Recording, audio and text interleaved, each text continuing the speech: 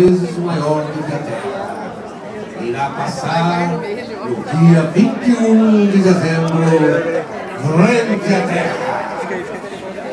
Haverá terremotos, avalanches, grandes enchentes. Poucos se salvarão. E aqueles que se salvarem realmente terão o caminho completamente, e o ácido descerá por todas as suas partes íntimas, e você sentirá as dores do inferno por toda a eternidade. Isto vai acontecer se de repente vocês não prestigiarem esse evento e não levarem ao menos uma lembrança de Sé do Caixão. Até lá, até lá, até lá. Uhul!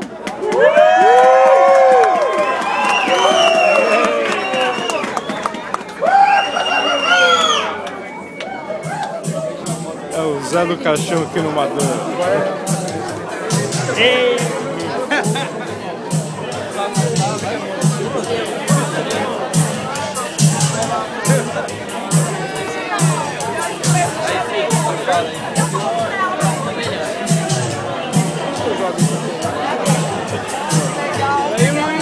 Baixa a mão, pô.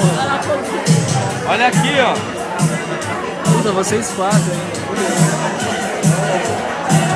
Muito bem recebido no Madame Isabel.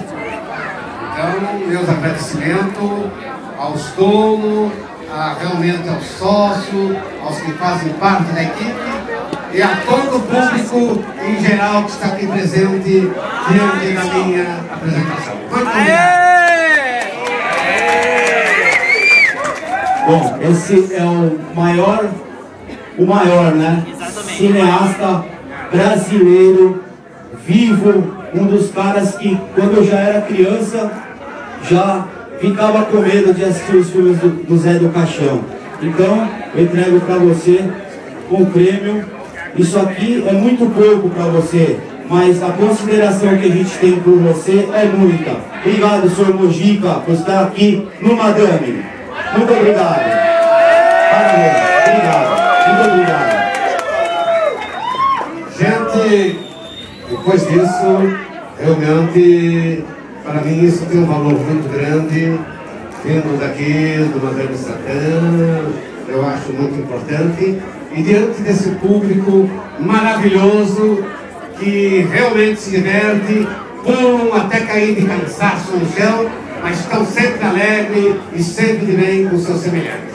E continuem em paz, todo mundo, e até o próximo encontro, se a Sousa lá do alto quiser.